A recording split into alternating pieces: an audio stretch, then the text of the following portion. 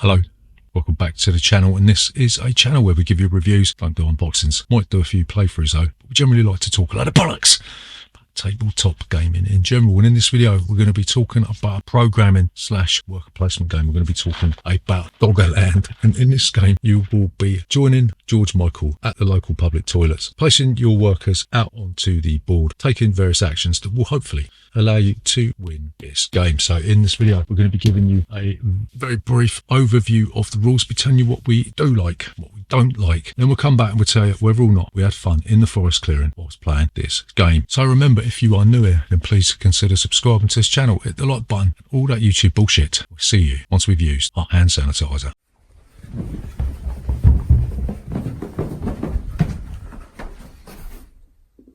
Bollocks.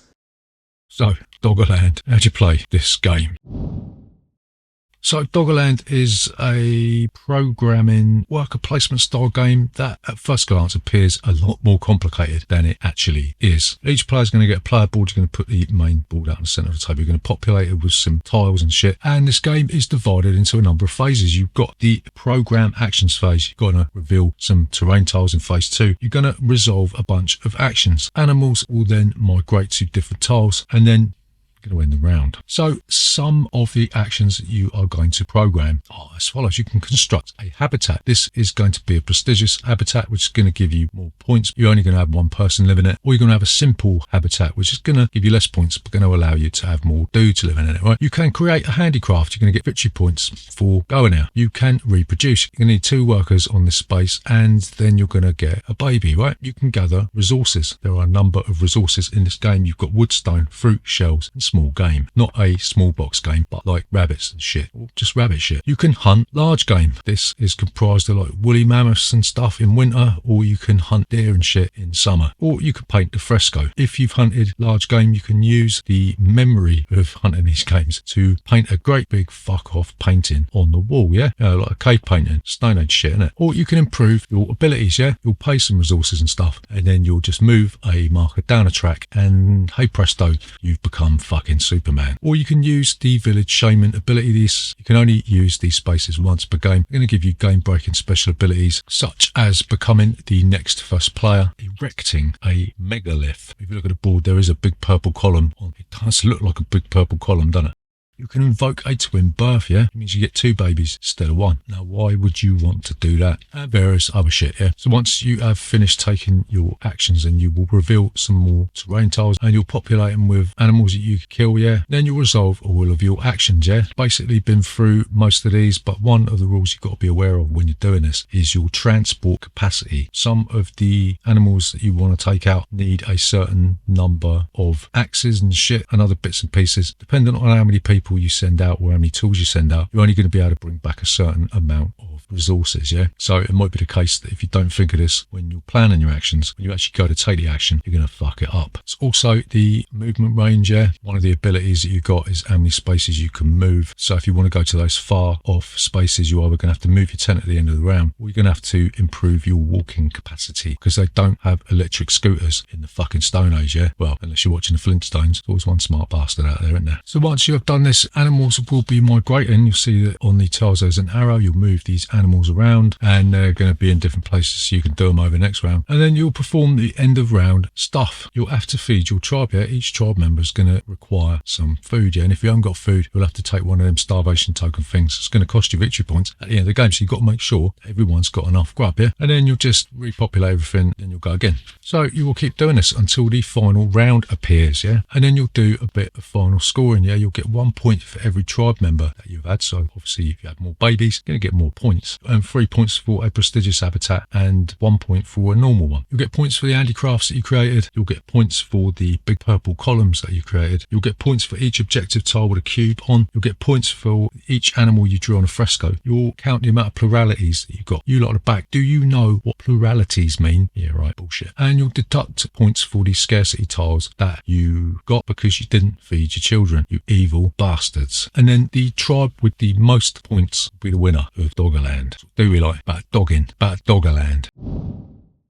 So the first thing that we really like about Doggerland is the component quality. It is actually pretty good. It's got the dual layered player board so that all the fiddly components don't slide around and go under your fucking table. And the chunky, I don't know what I call them, miniatures. They're not minis, are they? The big like mammoth things. They're just like wooden tokens, aren't they? They're nice and chunky. They've got some nice screen printed images on there. So the actual playing pieces are a little bit fiddly. It's quite difficult to pick up your workers. You could have done with being a little bit bigger. But overall, it's an exceptionally well produced game. And it's just nice to see that this standard of game production is being maintained and we're not regressing back to the terraforming Mars dogshit era. So the second thing that we really like about this game is that the programming aspect is a real brain burner, yeah? So much so, this game may actually be a preventative measure if you don't want to get dementia. Every time I played this, I found myself disappearing inside my own mind as if somebody had put mescaline in my coconut mushrooms. Just the simple act of having to think about doing something before you've actually done it, and then when you actually go to do it, realising that you haven't done enough to get the action, does get those cogs whirring in your noodle.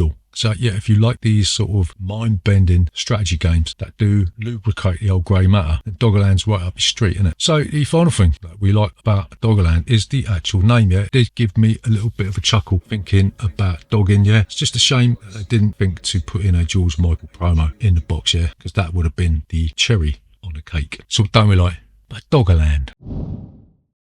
So the first thing that we don't like about Doggerland is that the gameplay moves at a glacial pace, yeah. It is like a geological time frame, yeah. It's like waiting for a new epoch every time you take a turn. This game almost induced a coma into me, yeah. I just found myself disappearing into another world, waiting for my turn to come around. And even then, when I took my turn, I didn't really know what to do with it, yeah. There isn't really any sort of clear strategy, any sort of pointers as to what you should be doing, yeah. It's just a bunch of things to collect and you'll trade them in to paint a picture or to craft some jewellery. Maybe they could have called this game Stone Age Barbie the board game. So the second thing that we don't like about Doggerland is that food is scarce to the point where literally there's fuck all around here, and it prevents you from taking meaningful actions during a round. On many times when we played this, you are thinking, how am I going to feed my family? I just can't get enough food. And if you devote a lot of your workers to getting it so your newborn baby doesn't starve in the next round, then you ain't going to be able to take the actions that allow you to get resources to further your strategy, yeah? So you're constantly caught in this never-ending battle between not getting those scarcity tiles and not being able to do what you actually want to do, and that sucks. So the third and final thing that we don't like about dogging is that there's not really that many useful actions to take. A lot of the actions are just the culmination of collecting stuff. So like we've already said, you're going to be collecting different things to trade in, to paint a picture or to do handicraft or to build a megalith or something like that. The actions that allow you to get to that point are sort of very few and far between. You might do a bit of exploration towards the latter stages of the game. A lot of these spaces are going to be depleted, especially in a 4-player game. And once you've done a few of the shaming actions, you can't do them again. So you're limited to just a scattering of actions that you're going to be doing again and again and again, if you can do them, because you're worried about baby Timothy starving to death next winter. So to summarise, is Doggerland worth your time and bother today and in the future? So we're going to say, no, Doggerland was a real slog for us. It takes the simplistic principles of the excellent board game Stone Age and adds a generous helping of bullshit to the soup, making it largely inedible. The programming aspect of the game was intriguing for a time, but this game gave me the 1,000-yard stare in its final act, and that is not good for anybody. So in conclusion, I am utterly convinced that Doggerland the board game won't take thousands of years to disappear from sight like the landmass it is named after. So there you go, that is Doggerland. Remember, if you are new here, then please consider subscribing to this channel. Hit the like button and all that YouTube bullshit. We'll see you next time.